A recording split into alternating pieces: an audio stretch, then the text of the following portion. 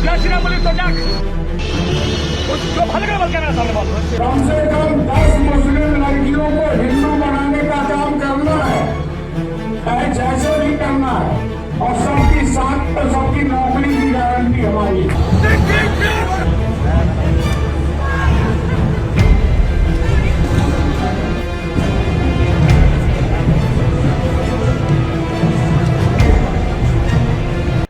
मोदी जी को भारतीय मीडिया महामानव बताएगी कि मोदी जी का ऑस्ट्रेलिया में भव्य स्वागत हुआ, बताएगी कि वहां मोदी जी ने डंका गाड़ दिया है, बताएगी कि कैसे 1+1 का जो फॉर्मूला दिया वो 11 का कैसे दिया, वो बताएगी कि वहां चाय की बात कैसे की गई। लेकिन वो आपको ये नहीं बताएगी कि वहां पर मोदी का विरोध हुआ, गो बैक के नारे लगाए गए, लोगों ने कहा इनको यहां से जाना होगा, गो होम के नारे लगाए। मोदी गो होम, ऐसा क्यों नाराजगी है? अभी हाल फिलहाल में आपने देखा था अमेरिका में किस तरीके से कहा गया कुछ संगठनों को, कुछ मुख्यमंत्रियों का नाम लेके कि इनको बैन कर देना चाहिए, और जितने मुख्यमंत्री थे इन्हीं की पार्टी के थे।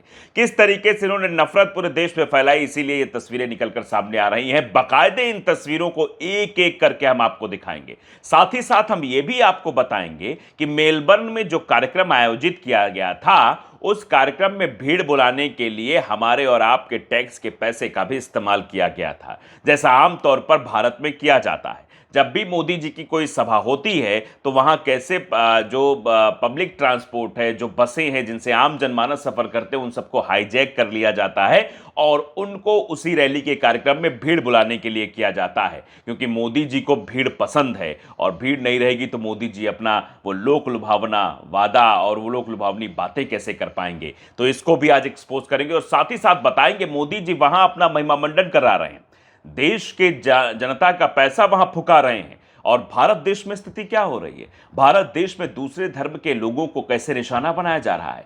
पश्चिम बंगाल से तस्वीर आ रही है किस तरीके से वहां पर जबरदस्ती जय श्री राम बुलाने के लिए एक मुस्लिम युवक को पीटा जाता है, उसका भी वीडियो सामने आया है। और एक भगवाधारी एक युवक माइक लेकर यह कहता है कि हिंदू जाए और मुस्लिम लड़कियों को ले आए तो उनको मैं नौकरी दे दूंगा, यानी कन्वर्ट कराए, इस तरीके की बातें करते हुए नजर आ रहे हैं। तमाम खबरें उन सब पर हम बातचीत करेंगे। नमस्कार, आपके साथ मैं हूं आदित्य कुमार और आप देख रहे हैं the live TV. The live TV, सच सबसे आगे। लेकिन सबसे पहले जिस खबर की बात करनी है वो जरा आपको वीडियो दिखा देता हूं, जो वीडियो सोशल मीडिया पर वायरल है, जो चर्चा का विषय बना हुआ है। लोग कह रहे हैं कि ऑस्ट्रेलिया में प्रधानमंत्री नरेंद्र मोदी का जमकर विरोध हुआ है। अब ये नहीं बताया जाएगा, ये हेडलाइन कहीं नहीं जताई जाएगी, दिखाई जाएगी कि आखिरकार एक प्रधानमंत्री का इस तरीके से विरोध क्यों हो रहा है। बाकी अन्य प्रधानमंत्रियों का तो इस तरीके से भारत में मतलब अन्य देशों में विरोध नहीं हुआ, लेकिन ऑस्ट्रेलिया के मेलबर्न में जो कार्यक्रम रखा गया था, वहां के बाहर की जो तस्वीरें निकलकर सामने आई हैं वो अपने आप में कई सवाल खड़े करती हैं। मोदी तुम डूब मरो, दूसरा नेता लाएंगे, ऑस्ट्रेलिया में लगे मोदी गो बैक के नारे।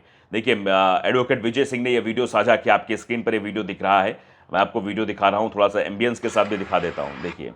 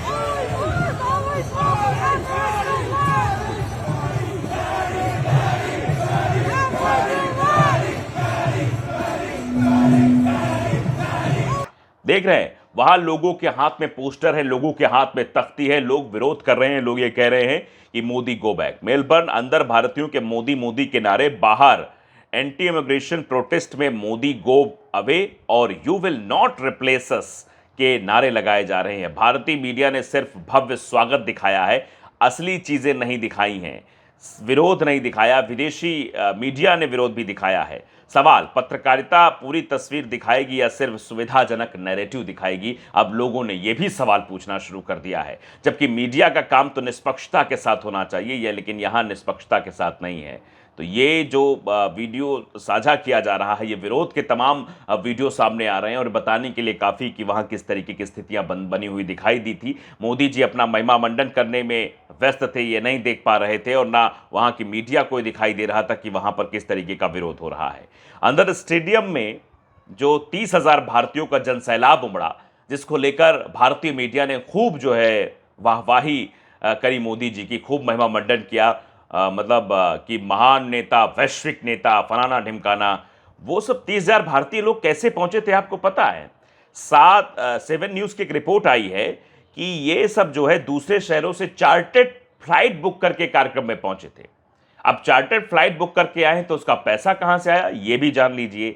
ये दरअसल बीजेपी और पीएम मोदी के समर्थकों द्वारा संचालित एक संस्था है, इंडियन ऑस्ट्रेलियन डायस्पोरा फाउंडेशन, यानी IADF।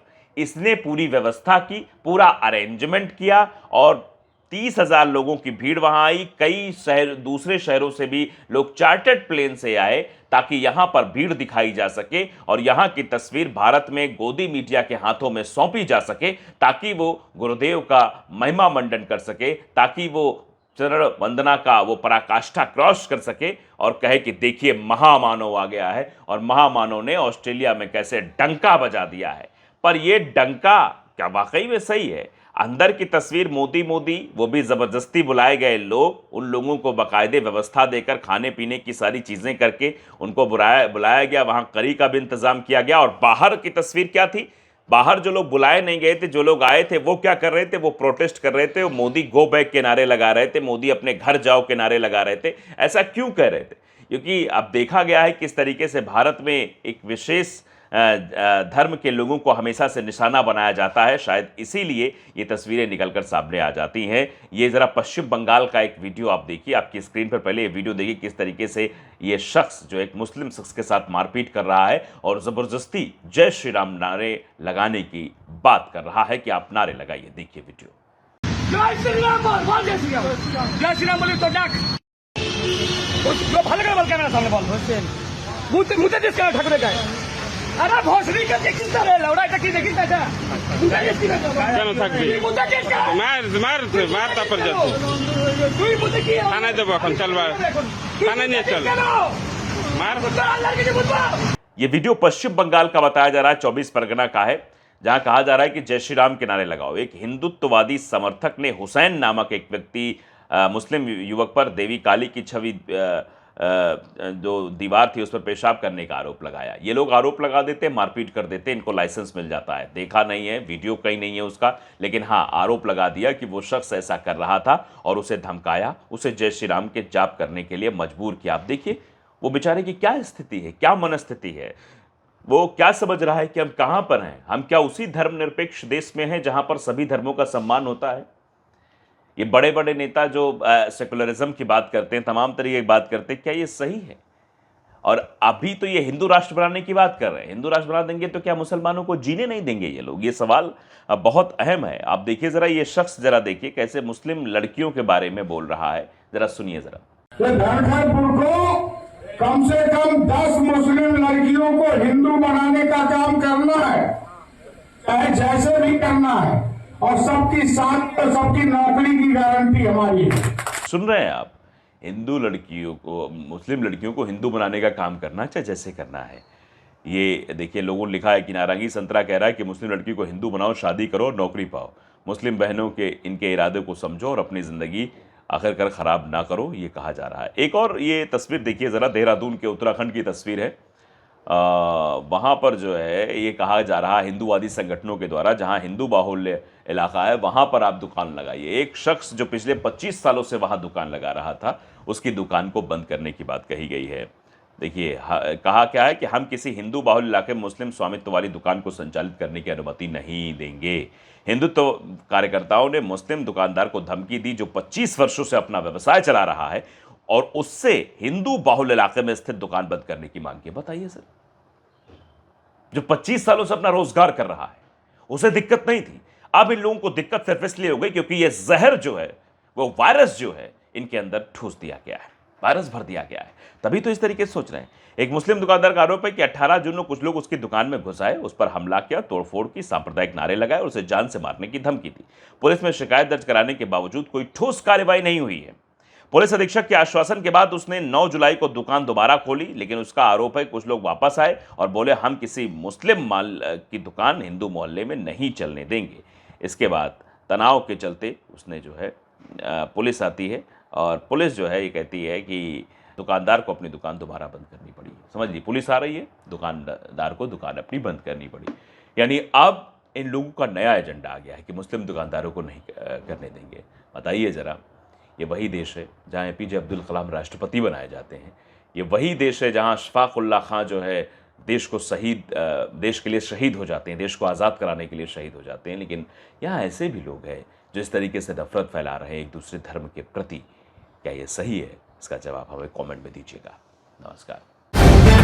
द लाइव टीवी, सच सबसे आगे।